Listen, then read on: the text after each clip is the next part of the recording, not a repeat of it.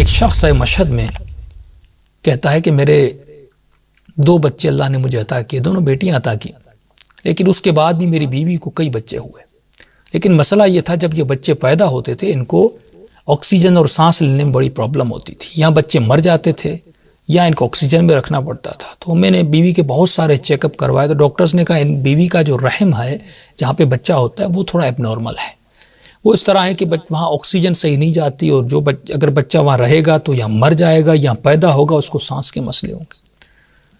تو میں نے کہا بس پروردگارا، بہت متدین اور متقی آدمی تھا، بیوی متدین تھی، کہا میں تھک گیا ہوں، کبھی اس ہاسپٹل میں، کبھی فلاں چیک اپ، کبھی فلاں اسپیشلسٹ کے پاس، کبھی نامحرم ڈاکٹروں کے پاس، مجبوری کی حالت میں جانا پڑتا ہے۔ کہتے میں تنگ آ گیا تھا، میری غیرت اجازت نہیں دے رہی تھی۔ میری بیوی نے کہا بس بچے نہیں چاہیے، میں بھی ہاسپٹل میں یا ڈاکٹرز کے چکر میں نہیں آنا چاہتی۔ تو کہتے ہم پریشان تھے، ہم نے ارادہ کیا بس اب یہ 2 ہی بچے اور انہی کو رکھیں گے اور آگے مولاد نہیں کریں گے، کیونکہ ہم تنگ آ گئے تھے، بہت سارے شرعی مسائل بھی پیش آ رہے تھے اور میری غیرت بھی اجازت نہیں دے رہی تھی۔ تو لیکن اچانک سے میری بیوی کو پھر دوبارہ حمل ہو گیا۔ اب ہم نے ارادہ بھی کیا تھا لیکن دوبارہ حمل ہو گیا، اب میں پریشان ہوگا، کیا کریں اس بچے کا۔ تو کہتا کافی عرصہ گزرنے کے بعد تقریباً 8-9 مہینے گزر گئے، اور اتنے میں ایک جگہ مجلس ہو رہی تھی امام موسیٰ کاظم کی نسبت سے، یا کوئی امام حسین کی مجلس تھی، میں اندر گیا، وہاں پر یہی واقعہ سنا کہ ایک درندہ بھیڑیا امام کے پاس آیا، اس کی بیوی کو بھی یہی مسئلہ تھا۔ میں نے کہا یہ تو ایگزیکٹ میرا مسئلہ ہے جو منبر پر بیان ہو رہا ہے۔ اب یہ مشہد کا واقعہ ہے۔ کہتا میں فوراً واقعہ سننے کے بعد وہ سنا رہا تھا، میں زار و قطع رو رہا تھا، مولا اب یہ بچہ میرا ہے یا مرا ہوا پیدا ہوگا یا پھر اس کی سانس ہوگی، میں ڈاکٹرز میں نہیں جانا چاہتا، یا مرد ڈاکٹر ہیں، خواتین کی کمی ہے، بہت متدین ہوں، میری غیرت اجازت نہیں دیتی، میں اور میری بیوی تکلیف میں کیسے کروں۔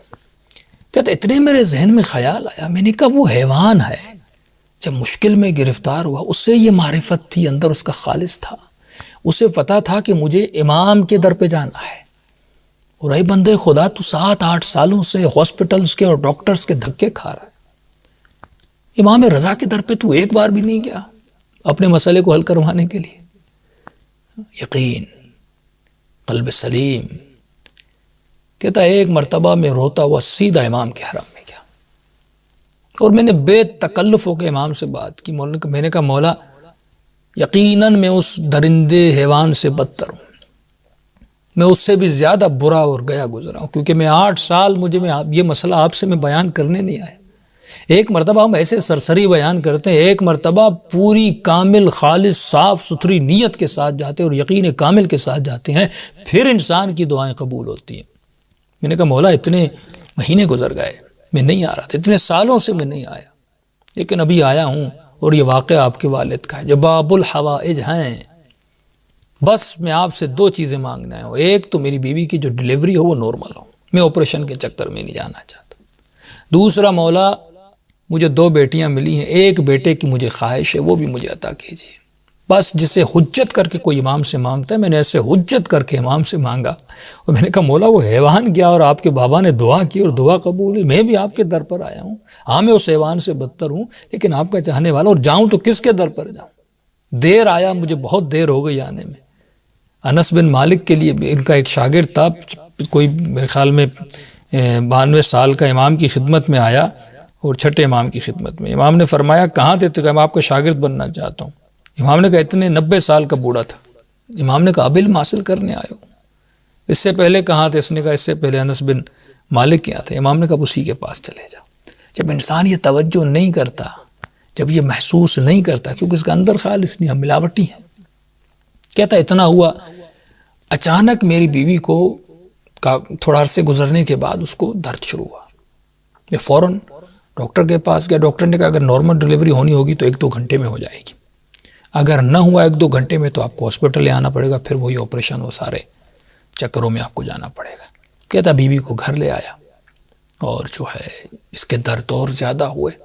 اتنے میں نے اپنی بہن کو فون کیا کہ آپ جلدی گھر پہ آئیں، اور میں نے کہا آپ گھر پہ آئیں، اور میں گھر سے نکلا اپنی امی کو لینے کے لیے، کہ کہیں ان کی والدہ کو لینے کے لیے، بیوی کی والدہ، کہیں ایسا نہ ہو کہ کل کوئی بچہ مر جائے یا بیوی کو کچھ ہو جائے تو وہ کہیں کہ آپ نے اکیلا چھوڑ دیا تھا۔ تو میں فوراً نکلا والدہ کو لینے کے لیے. تو راستے میں جیسے جا رہا تھا میری پھر نگاہ گنبد امام رضا پر پڑی.